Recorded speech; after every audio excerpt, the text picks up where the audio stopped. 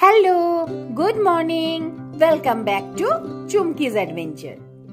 Fish fry হোক বা batter fry, বাঙালি মানেই মাছের ভক্ত। রান্নাঘর থেকে হোটেল পর্যন্ত যেখানেই মাছ সেখানেই আনন্দ। তাই আজকে বানিয়ে ফেলছি একদম ক্রিস্পি তোপসে ব্যাটার ফ্রাই।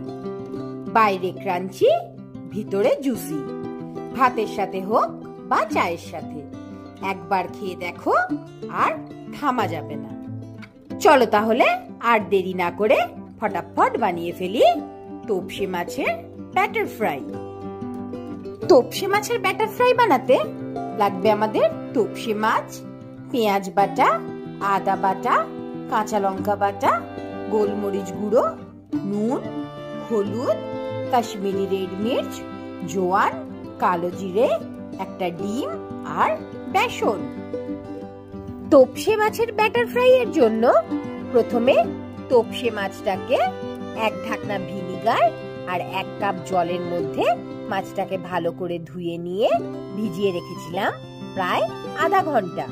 আধা ঘন্টা পর জল থেকে মাছটাকে তুলে আবার ফ্রেশ জলে ভালো করে ধুয়ে নিয়ে মাছটার মধ্যে অ্যাড করেছিলাম পেঁয়াজ বাটা।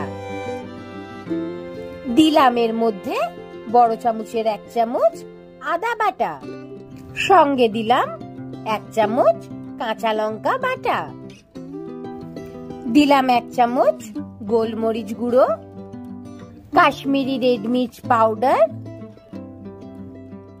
হলুদ আর নুন। সব মশলাগুলোকে ভালো করে মাছের গায়ে মাখিয়ে নিয়ে ম্যারিনেট করতে রেখে দেব প্রায় 15 থেকে 20 মিনিট। মাছগুলোকে ফ্রাই করবার জন্য বানাতে হবে একটা ব্যাটার।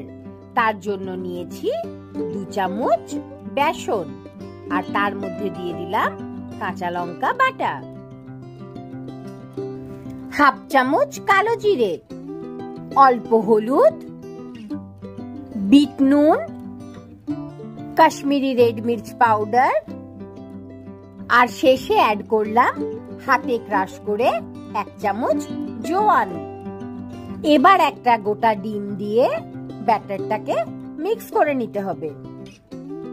ভালোভাবে ব্যাটারটাকে মিক্স করতে হবে যাতে কোনো লাম্পস না থাকে।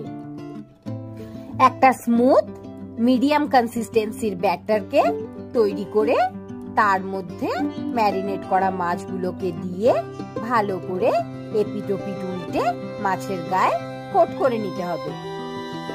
এরপর একটা প্যানের মধ্যে পরিমাণ মতো তেল আর বাটার দিয়ে ভালো করে গরম করে নিয়ে একে একে মাছগুলোকে ছেড়ে মিডিয়াম টু লো হিটে গোল্ডেন ফ্রাই করে নিলেই একেবারে রেডি আমাদের তোপসে ব্যাটার ফ্রাই।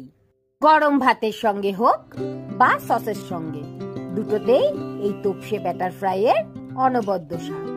ঝটপট বাড়িতে বানিয়ে আমাকে জানাও কেমন হয়েছে। ভালো লাগলে একটা লাইক, শেয়ার, কমেন্ট করো।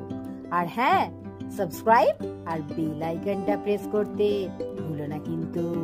Till then, tata.